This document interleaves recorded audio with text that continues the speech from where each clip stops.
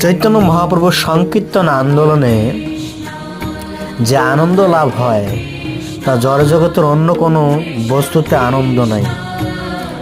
হয়তো মানুষ মনে করতে পারে, বিশেষ করে যুবকরা মনে করতে পারে যে তারা একটা নারীর সাথে দৈহিক সঙ্গ করলে হয়তো আনন্দ পেতে পারে, বাট সে আনন্দ সাময়িক, সেটা চিরস্থায়ী না।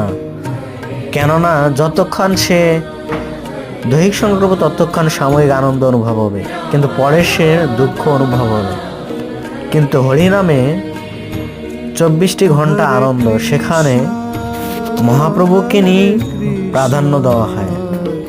ততএব মনে রাখতে হবে, ধর্ম বা মহাপ্রভুর যে সংকীর্তন, সে সংকীর্তনে নিত্য আনন্দ, সেটা অনার্বল, এ জগতও আনন্দ এবং পরবর্তী জীবনেও সে আনন্দ।